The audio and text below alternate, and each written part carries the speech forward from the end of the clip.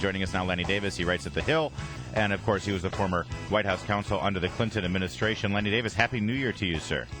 Happy New Year, Brian and Larry. Nice to have you both back together because two of you are needed to keep it even to be up against me. Yeah, oh, exactly. Is that right? Two on one, he barely fights with even. one hand tied behind his back. Usually. Happy Lanny, New Year. Happy New Year to both. Seriously. Thank you. And your former boss, Bill Clinton, along with your friend Hillary Clinton, celebrated the new year by swearing in the new mayor of New York yesterday, Bill de Blasio. Did you note the same tone that our friend Jake Tapper, who, by the way, is going to be with us at 8:30, noted over on CNN, where it seemed like a very, very divisive, partisan kind of inauguration? There wasn't a whole lot of talk about coming together and healing. It was, income inequality, and the rich have too much, and we need to take more from them. I mean, isn't it true that the poor are actually doing better in America than they ever have?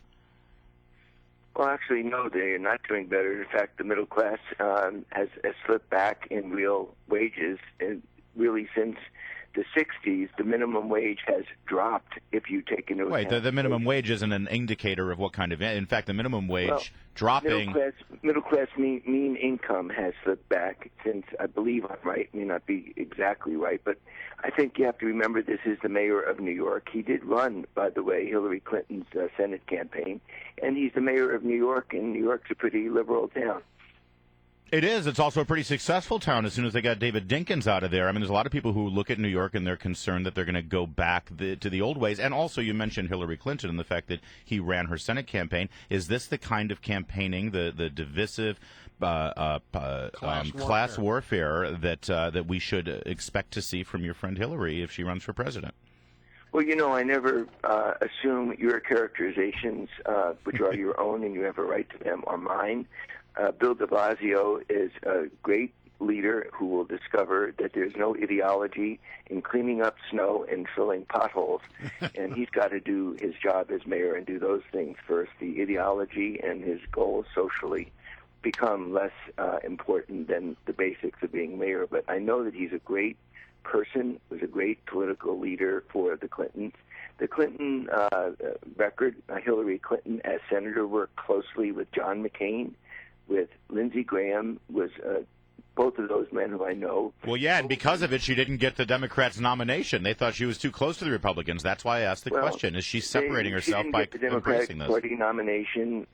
Really a magical campaign by Barack Obama succeeded, and she did win every single major state, from Massachusetts, where Ted Kennedy supported Barack Obama, to California, so don't get me started. Well, she's a great working-class candidate in 2008, won all of the blue-collar neighborhoods that we lost to Ronald Reagan in the 80s, in which Bill Clinton won back in 92. Well, so, let me ask you, though. If she runs, she'll be a great candidate for the middle class.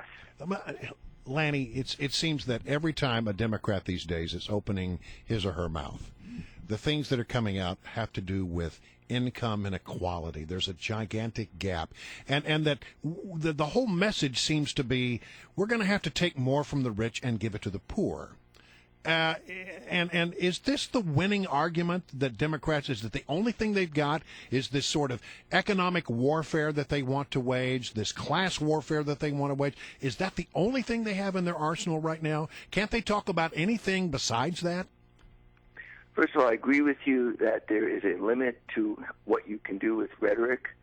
There is a fact of income disparity in this country. That's been a fact almost since our founding. But why is there? Why is that? Why does that exist? I mean, some people would argue, as I would, that it's because we have given people too much. There are a great number of people in this country who don't want to work because it's easier to sit on your rear end and have the government hand it to you. Okay, so I just disagree with that. But look, the great debate of this country since its founding has been the role of government versus the role of the private sector.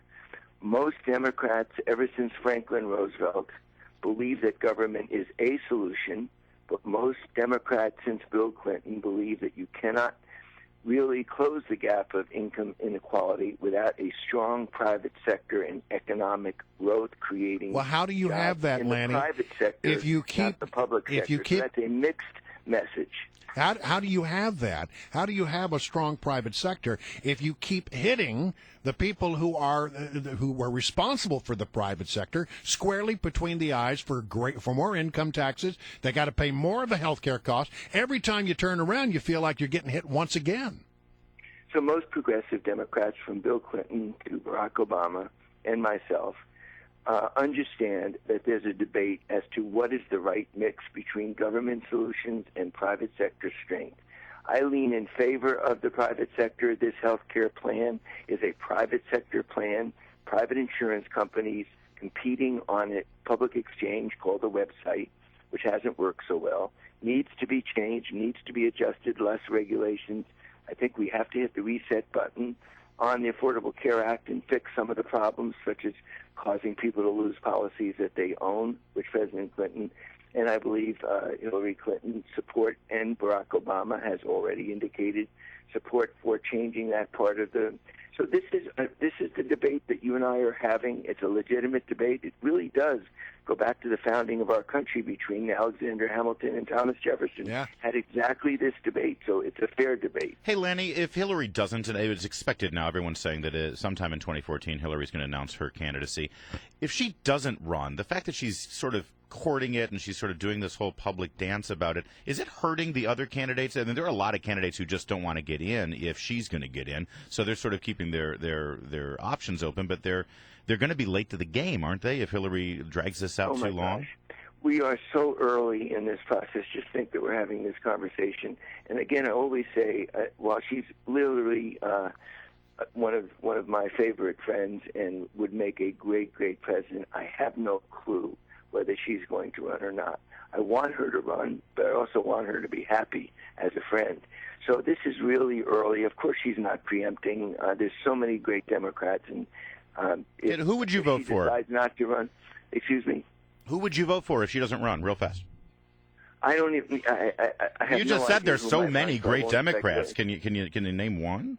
If one of you guys might consider turning to be a Democrat, I might consider one of you. There you two, go. but- Wilson for president. Wilson the Dem. That's right. Thanks, Lanny. Thanks. I would do it. I wouldn't hold my breath on that, by the way. I would do it, but I inhaled. So.